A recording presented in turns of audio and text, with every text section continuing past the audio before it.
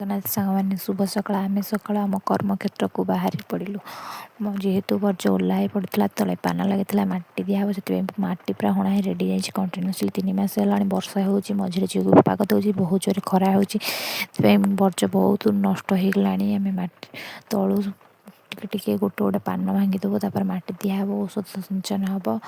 ଆପଣଙ୍କ କେଉଁ ଜିଲ୍ଲା ଆଡ଼େ ସବୁ ଅଛି ବର୍ଜ୍ୟ, ପ୍ଲିଜ୍ କମେଣ୍ଟ ମାଧ୍ୟମରେ କହିବେ ଆମକୁ। ବର୍ଜ୍ୟରୁ ପାନ ଭାଙ୍ଗି ଆସିଲେ ଦେଖନ୍ତୁ, ବର୍ଜ୍ୟ ତଳୁ ବହୁତ ନଟା ଏପଟ ସେପଟ ହେଇଛି, ବହୁତ ନଷ୍ଟ ହେଇଛି ଏ ବର୍ଷା ଯୋଗୁଁ। ସମସ୍ତେ କହୁଛନ୍ତି ଘରେ ରହିକି ଖାଲି ଏମିତି କାମ, ଏଇ କାମ କରୁଛି, ଆରେ ଏଇ କ'ଣ ଖରାପ କାମ? ବାପାଙ୍କୁ ସାହାଯ୍ୟ କରୁଛି କାମରେ, ଏଇଟା କ'ଣ ଖରାପ କାମ?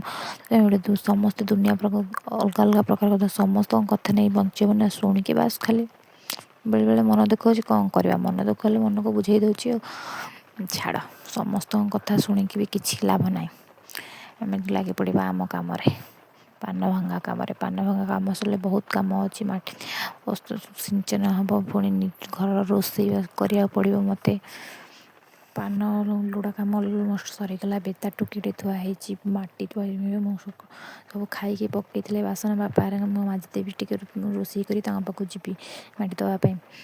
ଜଲ୍ଦି ଖାଇବାକୁ ଦେଇଦେଇ ମୋ ସାନ ଭାଇ ଆସିଲା, ମୁଁ ତାକୁ ପୁଣି ଖାଇବାକୁ ଦେଇଦେଇ ଅଧା କଂସା ମଧ୍ୟରେ ତାକୁ ଯାଇ ଖାଇବାକୁ ଦେଇଦେଲି। ସନ୍ଧ୍ୟା ବି ହେଇଯାଇଥାଏ ସେତେବେଳକୁ।